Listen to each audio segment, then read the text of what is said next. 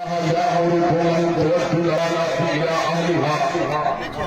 گرامی قدر، آج میں آپ کی خدمت کے اندر بعض سوالات کو رکھنے کے لیے آیا ہوں.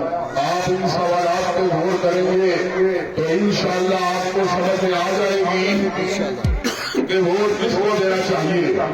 حضرات گرامی قدر، آپ مجھے ایک بات بتائیے، ایک بندہ جو میڈیکل کالج کا فارغ ہو، وہ پورا کا پورا ڈاکٹر ہو، مجھے یہ بات بتائیے ہسپتال میں اس کو علاج کی سہولت دینی چاہیے یا اس کو وہاں پر مقرر کرنا چاہیے جو ان پڑھ ہو، جاہل ہو. حضرات گرامی قدر، ڈاکٹر کو ہسپتال میں لگانا چاہیے کہ ان پڑھ کو لگانا چاہیے؟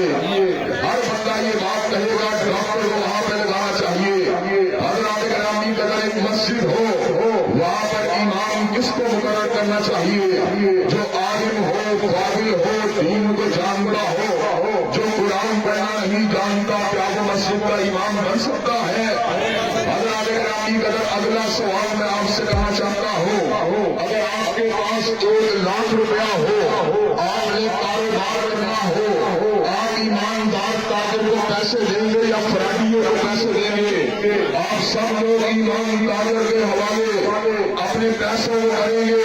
حضرات ایک اور سوال کرنا چاہتا ہوں، اگر آپ نے یار یا دوست بنانا ہو، آپ یار اس کو بنائیں گے جو آپ کے گھر کے اندر آپ کی بہو بیٹیوں کے بارے میں بری نظر رکھتا ہو، یا اس کو بنائیں گے جو آپ کے گھر میں سر جھکا کے داخل ہوتا ہو؟ حضرات گرامی قدر، میں آج سے یہ سوال کرنا چاہتا ہوں، اگر آپ نے کاروبار کے لیے ایماندار تاجر کو منتخب کیا، دوستی کے لیے آپ نے دیانتدار اور سرو حیا والے دوست کو منتخب کیا، حضرات گرامی قدر، آپ نے اپنی بیٹی کا رشتہ کرنا ہو تو مجھے یہ بات بتائیے، کیا شریف آدمی سے رشتہ کریں گے یا لچے لفنگے سے کریں گے؟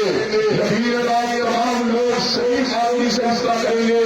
سوچنے کی بات یہ ہے، جب میں رشتہ نیک آدمی کے ساتھ کرتا ہوں، اپنا مال دیانت کے تاجر کو دیتا ہوں، سوچنے کی بات یہ ہے میرے ملکی معاملات کو بدنام کے حوالے، ڈاکوؤں کے حوالے، چوروں کے حوالے نہیں کر سکتا.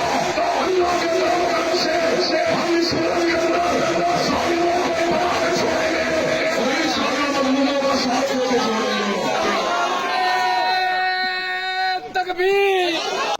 چاہتا ہوں، زمین اللہ کی ملکیت ہے. جنہوں نے اللہ کی زمین کے پر اللہ کی حدوں کو توڑا ہو، جن کے ہوتے ہوئے جنرل بل پاس ہوا ہو، جنہوں نے سودی نظام کے حق میں عدالتوں نے اسٹے لیا ہو، جنہوں نے اپنے تھوڑے اقتدار کے اندر بہو بیٹیوں کی آبرو ریزی کے اندر خاموشی کا اختیار کیا ہو، جنہوں نے فراس کے گستاخ رسول صلی اللہ علیہ وسلم کو اپنے سینے کے ساتھ لگایا ہو، چوری والے کے گھر کے مسلمانوں تو ان کا ساتھ دو گے یا ان کا ساتھ دو گے؟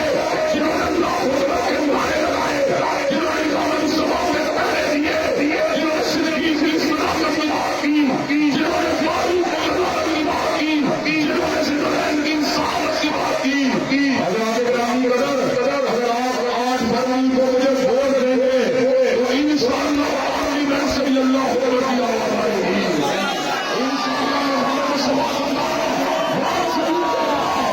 انشاءاللہ سب کی صلاحیت کا بندہ وہاں بھی بنے گا، فاروق کی عدالت کا نام وہاں بھی رہے گا، ذوالجلال کی انصافت کا علم وہاں بھی اٹھے گا، علی اللہ کی شجاعت کا نام وہاں بھی بنے گا. اور انشاءاللہ آپ کو یہ بات بتا دوں، یہ آخری الیکشن ہے جس میں جاگیردار آپ کو لڑاتے ہیں، سرمایہ دار آپ کو لڑاتے ہیں.